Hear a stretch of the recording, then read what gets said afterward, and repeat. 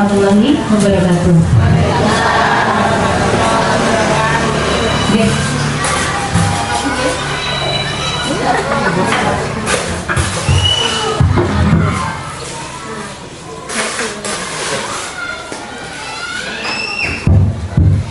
Oke, selamat pagi. Banyak trouble di sini ya. Trouble menyiapkan PowerPoint dulu, trouble menyiapkan sound dulu, oke? Gak apa-apa ya Pak Bu ya. Semangat ya hari ini ya. Semangat Romanis. Oke. Ini semangat Siti ya.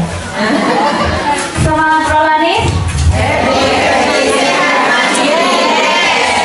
Mantap ya. Soalnya sudah puasa, otomatis ngantuk ya. Jadi itu sangat ngantuk kalau bulan puasa ya.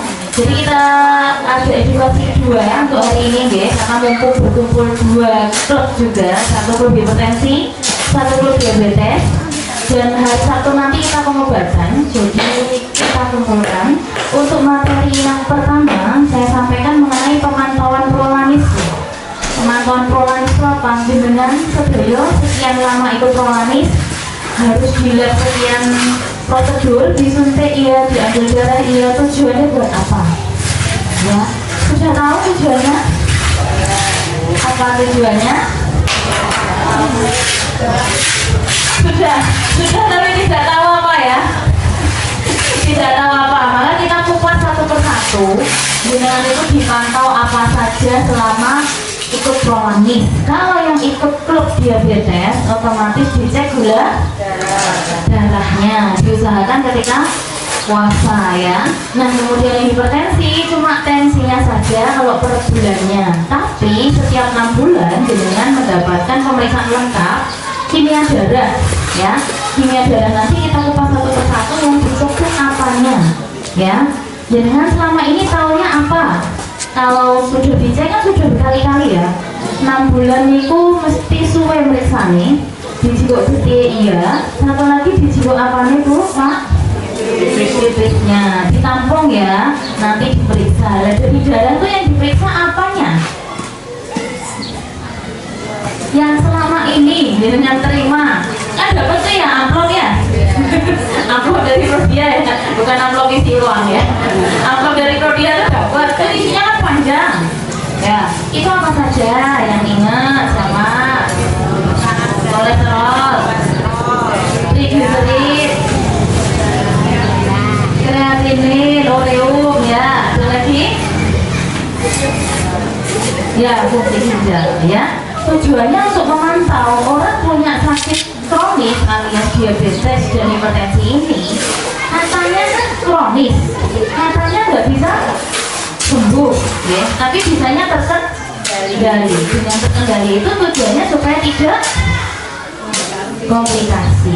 Nah komplikasi itu dideteksi lebih awal dengan pemeriksaan ini. Jadi nggak cuma dicek obat, apa dikasih obat, dicek tensinya, dicek gulanya, kasih obat, besok jadi monoton ya, monoton ya, besok gitu lagi, bulan besok gitu lagi. Tapi apa yang sebenarnya harus dicek selama ini? Yang dilakukan untuk pemeriksaan prolanis sejauh ini kolesterol dengan segala jenisnya ya, kolesterol baik, kolesterol jahat, trigliserid, kolesterol total, cek semua. Kemudian yang punya diabetes ada tambahan HbA1c. HbA1c itu apa kok? Ya, pengendalian pola makan selama ini dinilai dari HbA1c. Pengendalian selama berapa lama? 3 bulan ya, itu dinilai satu persatu. Jadi nek bijinya gula darahnya 100 Pak apik ya, ternyata HbA1c ini rolas. Berarti pola makan akhir-akhir ini aslinya enak, berupa syarat cek hati-hati gitu ya. Jadi kalau namanya cek sesaatnya ternyata bagus, tapi juga pemantauan 3 bulannya ya kok di sini 2 ya, berarti agak berandakan nih ya, berandakan cara makannya ya. Seperti itu. Jadi kita kupas satu-satu dari kolesterol, HbA1c, yang terakhir adalah tipis dengan ditampung, diperiksa di Prodia, dinilai apa? Ureum, kreatinin, fungsi ginjalnya, dan yang namanya pemeriksaan terakhir albumin pada urin. Artinya yang dideteksi adalah kebocoran ginjal, karena salah satu komplikasi dari hipertensi dan gula adalah kebocoran ginjal. Jadi tiap 6 bulan dicek ya. Istilah gue mobil jualani di servisnya langsung ngenteni ngebrok mobilin mogok baru yang bengkel cek lampu ya. Tapi ada yang namanya kontrol lagi sama dengan ya. Nah kita bahas satu persatu. Kita bahas HbA1c dulu. HbA1c adalah hemoglobin A1c yang untuk mengukur jadi persentase hemoglobin yang mengikat gula ya. Jadi sel darah merah jenengan kan darah jenengan merah ya, merah apa putih? Oh iya, darah bangsawan ya. Darah biru, darah hijau ya. Darah jenengan itu warnanya merah. Yang membuat merah itu apa? Si hemoglobin ini. Hemoglobin dia berada nempel posisinya di sel darah merah. Nah, sel darah merah yang mengikat yang namanya gula ya. Si gula ini umur selama menempel di sel darah merahnya umurnya sekitar 3 bulan. Maka selama 3 bulan HbA1c tadi bisa dinilai untuk menentukan dengan gula itu telungsasi ini apa orang telungsasi. Artinya bukan saat ketika diambil darahnya, tapi sekian lama itu tadi dinilai oh sasi kae ngeblone pas lebaran. Nah, saat dulu sasi poso jeneng apik. Lebaran ngeblong saiki apik. Soalnya misalnya saiki poso sawal. Jadi HbA1c ini lah nggak apa-apa. Nek apik kita nilai ini di sini. Kalau bagus normalnya HbA1c itu kurang dari 5,7 ya. Kemudian kalau diarani prediabetes, jadi ada beberapa pasien diabetes yang nyasar ke hipertensi dan sebagainya, ini nilainya bagus, masih di bawah 6,4. Diarani diabetes ini gini dengan sedoyo di atas 6,5 ya. Jadi nilainya 5,1 namanya apa? Di sini ya. Jenengan 5,1 jenengan tuh diabetes itu apa? Itu hipertensi tapi dapat bonus berarti itu nyasar namanya mbak ya.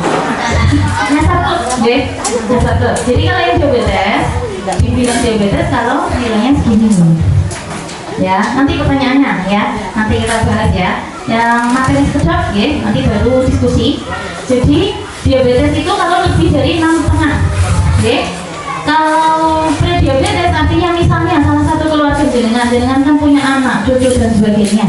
Orang yang sudah punya bakat diabetes, keluarganya ada bakat diabetes. Maka untuk mendeteksi apakah anaknya ini ada bakat diabetes dia, pemeriksaannya sama HbA1c. Nek di sini kurang dari 5,7 berarti tidak, artinya aman. Kalau nilainya wis mendekati 6,5 berarti wis pre-diabetes. Kalau sudah begini sudah diabetes. Jadi kemarin dijelaskan tentang faktor resiko ya. Bulan Februari kita bahas faktor resiko. Nah, faktor resiko kok tidak dijelaskan ya Bapak Ibu, padahal jangan sudah sakit hipertensi, sudah sakit diabetes. Ngapain faktor resiko dijelaskan? Untuk menjaga keluarga jenengan biar nggak ikut-ikutan sakit yang sama ya. Dan faktor risiko kan penting, masa tidak dijelaskan ya supaya keluarga jenengan, anak jenengan, cucu jenengan tidak ikut-ikutan gitu ya. Biasanya kalau orang tua tuh prioritas utama anak ya, gitu, anak cucu ya. Jadi kalau sudah dijelaskan faktor risiko, oh aku dia kalau gula berbuat ini hobinya jangan satu besok.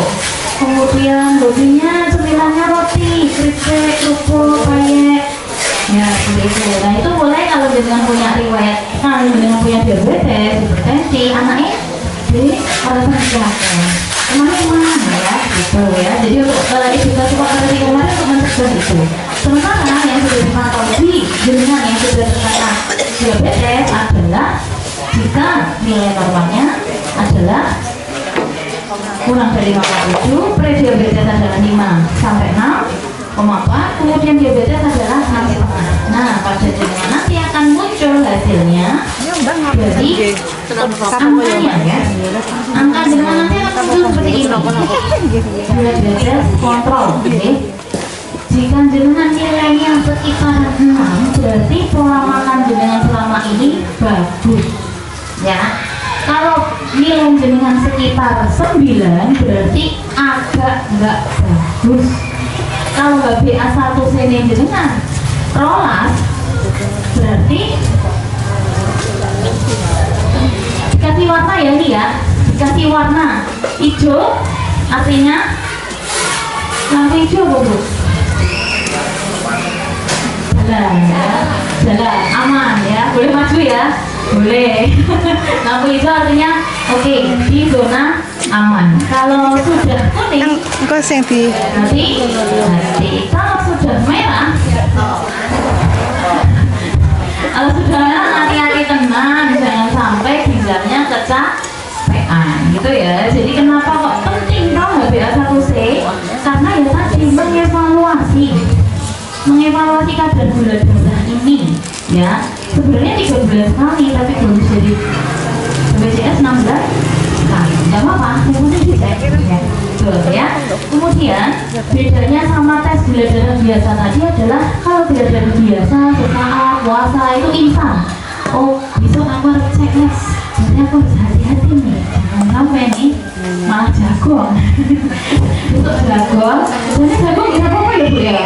Yang penting orang apa dipek ya. Misalnya disuguh kodeng apa es buah diminum, misalnya disuguh iya ya, sudah tahu lah ya tantangannya. Nah itu jangan dimasukin semua, bisa didonasikan ke sampingnya ya, berbagi ya. Setelah itu, jadi kalau biasa tuh saya menggambarkan selama 3 bulan itu bagaimana dengan pola makannya. Terus didelok ya, hasilnya esok setu akan dibagikan nilai dengan berapa yang punya diabetes HbA1c-nya apa 6, apa 7, apa 8. Paling jelek saya pernah lihat itu saya mau 16 ya, padahal nilainya digawe 14 ya Bu ya, 14,0 ya, 0,0 ini wes keberadaan yang banget bisa Google ya. Tapi pernah ya di panean itu gula HbA1c-nya itu 16. Bu, ada apa sih Pak Bu? Mana kita dengar Ibu Ibu pantang deh. Nah terus kok itu bijinya 16 gitu ya? Ternyata dia masih makan es buah, es campur, lebihnya begitu yang manis-manis. Jadi otomatis tidak ada pengendalian. Jadi Niki nanti kalau sampai hasilnya sampun keluar untuknya diabetes, dengan perhatikan angkanya. Kalau angkanya sekitar 6, insya Allah Anda bagus.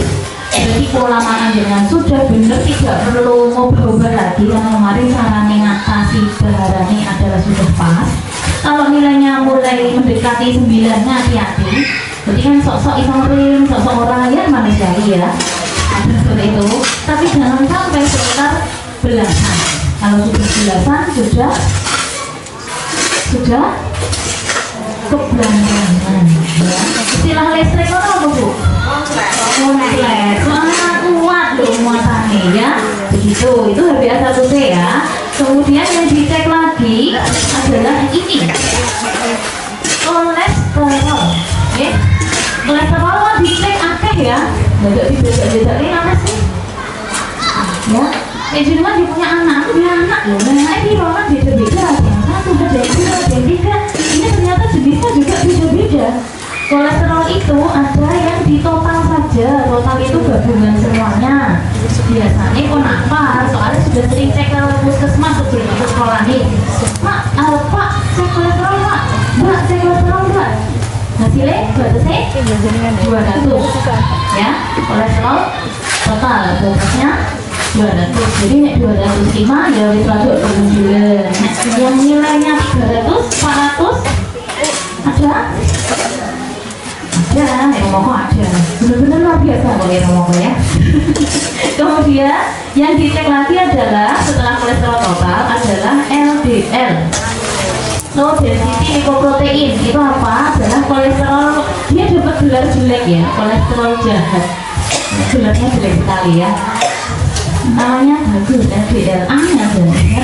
Tapi kalau dia dapat gelar tambahan yaitu kolesterol yang jahat. Kenapa dibilang jahat?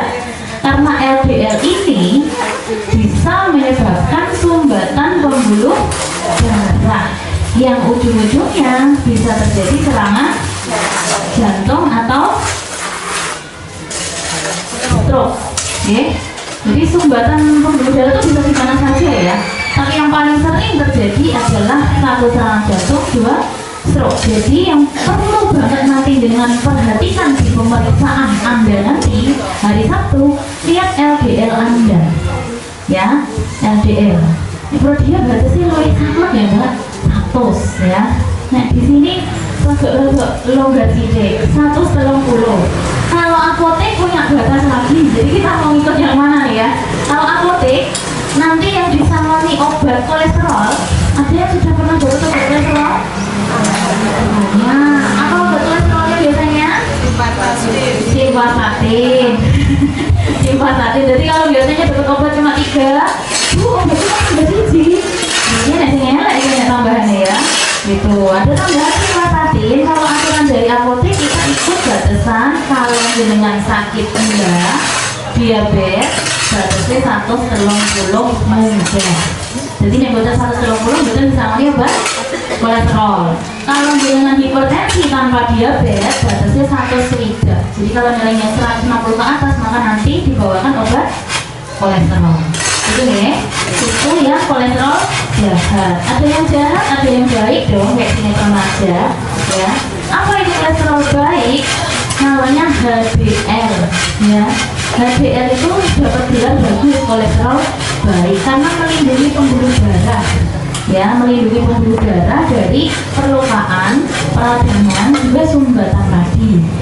Kolesterol baik ini nilainya minimal 60 mg per desiliter gitu ya. Jadi nanti kalau HDL-nya istilahnya kurang, memang tidak ada obat tambahan karena pengobatan tambahan kolesterol tujuannya untuk mencegah sumbatan tadi. Jadi yang bisa ngopi, yang bisa makan, dicek LDL-nya.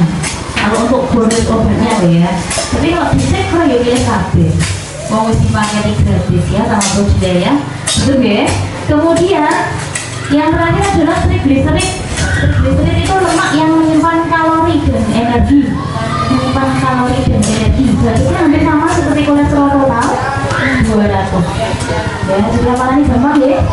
Kalau kolesterol total batasnya berapa?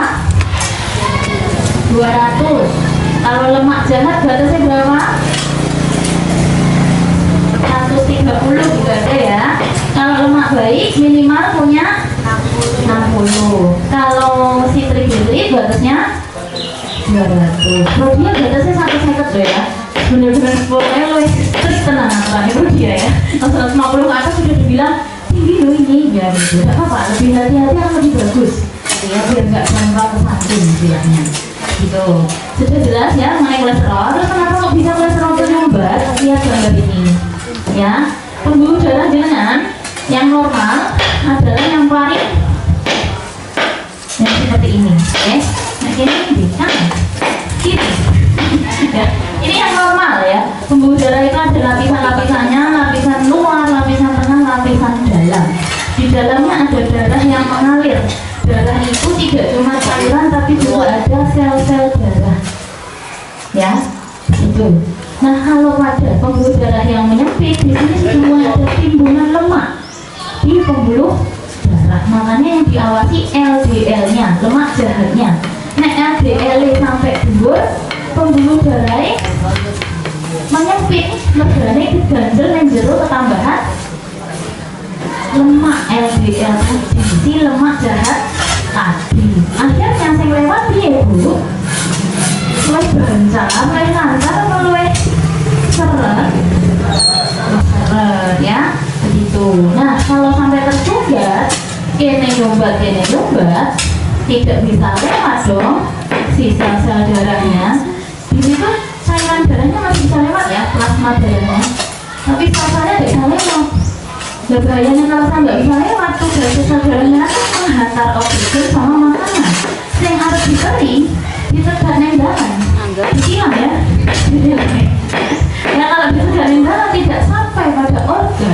yang paling utama bekerja untuk kita adalah otak dan jantung yang tidak pernah berhenti bekerja sejak kita di dalam kandungan ibu kita.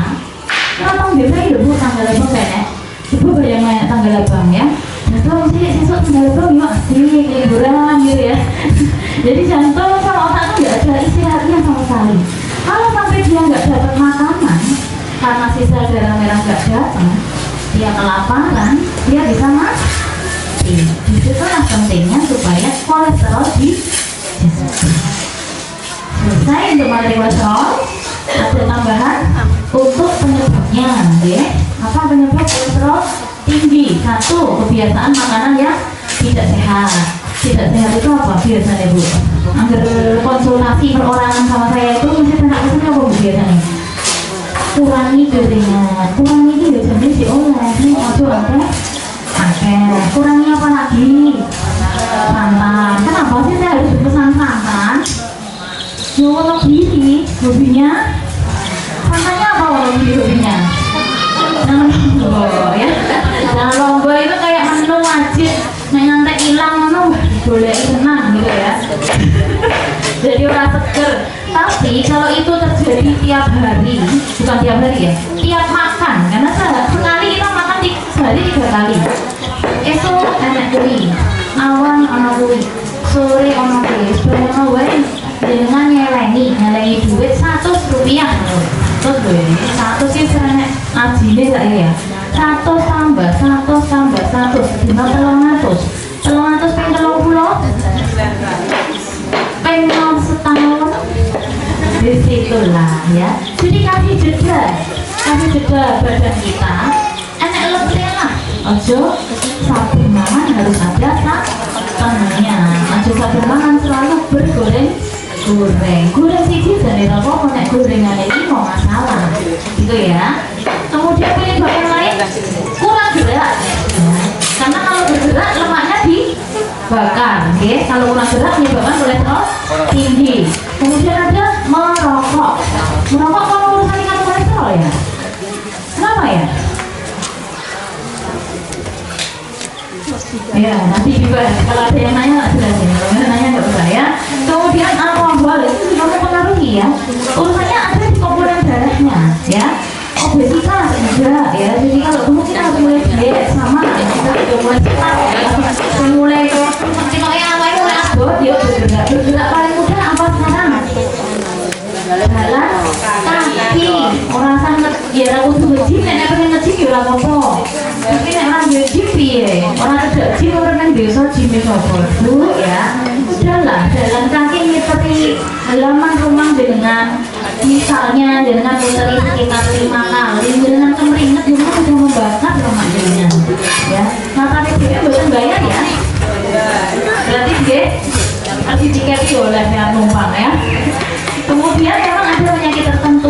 Ada penyakit tertentu ya, hipertensi, diabetes itu lebih beresiko ya. Kemudian satu lagi adalah usia. Saya berumur saya mana celengannya ngomong lah ya. Celengannya apa sih? Celengan duit bikin bahagia. Kalau celengan lemak ya bukan bahagia tapi bahaya. Nah yang diperiksa lagi adalah pipis jenengan diadai ya bu ya. Disenengi ya bu. Maksud ketuker ya. Kalau ketuker nanti hasilnya ketuker juga.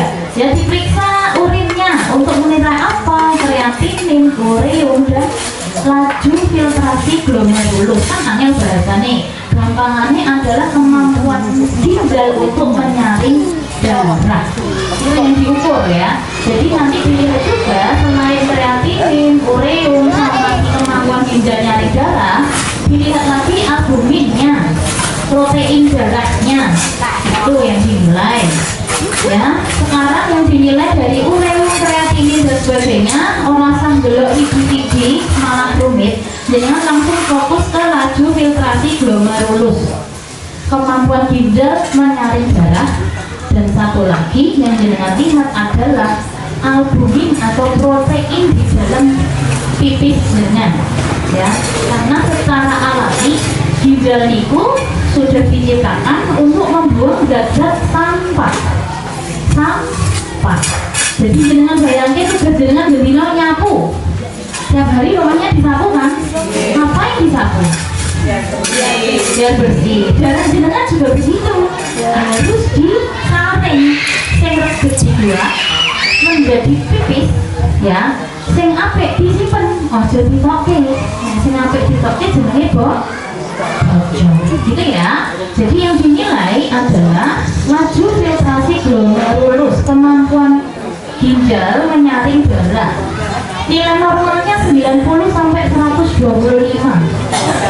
Itu ginjal yang sempurna ya, 90 sampai 125 ya. Pada jenengan yang punya hipertensi dan diabetes, biasanya laju filtrasi glomerulus mulai turun Bu. Mulai turun, kok bijiku 90 ya, kok bijiku 50 ya, kok bijiku 1 ya. Itu menandakan kemampuan ginjal menyaring darah. Jadi nanti kalau ada yang hasilnya di bawah 50, biasanya sudah mulai saya konsulkan ke spesialis. Kenapa? Ginjalnya sudah mulai capek ya. Kenapa bisa cepat capek si ginjal? Siji, pada darah tinggi, pembuluh darahnya itu menteng-menteng melukai ginjal. Loro, kalau punya gula, tugasnya si ginjal tadi naring gulanya ya. Nah nek sing diresi itu yang akeh kan wis kesel ya. Jangan punya halaman rumah segede balai desa ini misalnya ya, janganlah beraneh angin sidik tergetane segede nyapune rapati kesel dong. Tapi bayangkan ada angin ribut, jauh-jauhnya rontok semua, lebih capek nggak? Nah itu gambaran ginjal. Dan dengan dahar, daharannya tinggi gula, ginjalnya harus melawan buat bersih ya. Tugas darah-darah itu tambah abot. Sementara kalau dengan daharnya terkendali, ginjal ini bekerja dengan nyaman.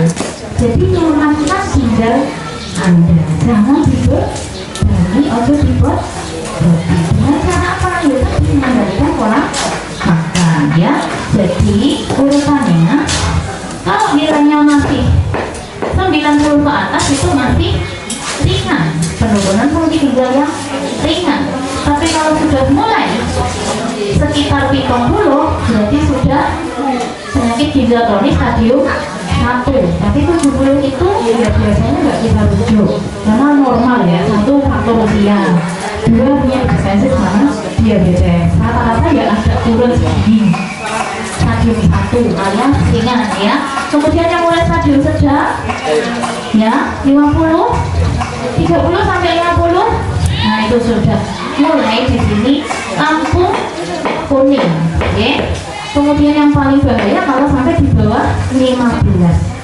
Nah nek saya tidak menunggu sampai jenengan bijinya isore 15, itu nek tak antara 15 bahaya nggak? Maka kita start dari lampu kuning ya. Lampu kuning kalau sudah ada yang namanya PGK. PGK itu apa? Penyakit ginjal kronis karena capeknya ngolah si gula, ngolah si tensi tadi. Kalau sudah kuning, kalau dirujuk jangan merasa bingung ya. Dirujuk itu berarti aku kudu ketemu ahli. Ahli siapa? Spesialis penyakit dalam ya, bukan sama saya yang hanya dokter umum gitu ya. Maksudnya kalau nanti ada yang dirujuk, Bu rasa dulu dulu gitu, nggak apa-apa loh Bu, berangkat saja ketemu ahlinya. Jangan harus dijaga ginjal kuning ini orang semakin apa, tapi bisa kembali hijau atau paling nggak mempertahankan kuning juga menjadi merah. Paling nggak bertahan apa ya, ginjalnya itu bisa terpakai ya, buatkan tambah elek ketemu ini. Kadang-kadang nanti dikembalikan lagi ke prolanis biasanya kalau sudah bagus gitu. Kemudian yang terakhir yang dicek pada urin adalah albumin alias protein pada urin, protein pada pipis. Itu nilainya tidak boleh lebih dari 30. Kalau sudah lebih dari 30 sudah sudah mulai hati-hati, yang penting tidak sampai ratusan. Yang terjadi kemarin di aula nilainya sampai ribuan, ada yang nilainya 2000, 1000, tapi yang banyak yang bagus kok ya. Kadang kita tuh lihat berarti orang ya, tapi sih sampai akeh timbang sing orang ambil. Jadi bukan berarti kalau ada yang enak nilainya melu gitu ya. Jadi untuk pemantuan rohani sekian. Kalau untuk materi pemantuan rohani, terutama pemantuan lengkap dari pemeriksaan laborat, tadi ada pertanyaan, monggo ya. Oh, nggak jadi, nggak jadi. Ya, jadi nanti jelas ya. Dengan dicek darahnya, iya, gue ngecek kolesterolnya, gue kolesterol apa, gue kolesterol elek, gue kolesterol total. Kemudian jangan juga dicek apa tadi? Pipisnya, yang dicek dari pipisnya apa? Kemampuan ginjal menyaring darah, dan satu lagi protein tadi. Protein tadi harusnya tidak ada yang lolos dari pipis, nggak ada harusnya. Karena saya metu akeh, nek metu sidik loh, dihitung nek 30. Tapi nek isluwe namanya sinyal dari kebocoran ginjal, ya. Jadi jangan sampai ada itu. Caranya gimana? Caranya tetap ikut prolaris, obat rutin. Nek digawani ping pindho ya duduk ping pindho. Nek digawani ping pisan duduk ping pisan. Terus enek lho. Obatnya diringkes ras dino iso enek awan enek sore tak rambung iso kabeh. Gitu. Ada lho ya. Pokoknya soalnya kali atau aku nek alas kok ndak rasa pipis ya. Jadi rasa tak ombe obatnya ya. Kalau mau nego-nego silakan nego pas persiapan ya. Ada obat yang boleh diubah titik, harusnya diminum pagi, diundur ke siang. Apa itu? Furosemid ya. Ada yang dapat furosemid? Boleh dengan diundur siang, memang diundur sore. Kalau diundur sore, kalau pipisnya pas malam. Kalau pipisnya malam, lebih baik turun, itu tensinya. Gitu ya. Ada pertanyaan? Kalau umat memang kalau pemantuan rohani agak rumit ya. Tidak semua hubungan kayak rumit banget. Yang utama satu yang saya pesan adalah LDL lemak jahat nggak boleh tinggi, karena itu melindungi. Kalau itu tidak tinggi, pembuluh darah jenengan tidak ada resiko tersumbatnya. Kemudian kemampuan ginjal untuk menyaring darah itu yang penting untuk jenengan lihat nanti. Pemeriksaan sembuh fokusnya di dua itu. Oke, jadi besok yang diedukasikan ketika pengobatan adalah dua ini. Nanti dari saya ada pertanyaan? Ada apa dipertanyai? Dipertanyai? Tidak ya, nanti kita masih ada satu sesi lagi edukasi sambil tetap lanjut pengecekan G, pengambilan sampel darah dilanjutkan saja. Nanti saya masuk lagi materi satunya, soalnya biar pas pengobatan kita fokus pengobatan. Oke, makasih. Assalamualaikum warahmatullahi wabarakatuh.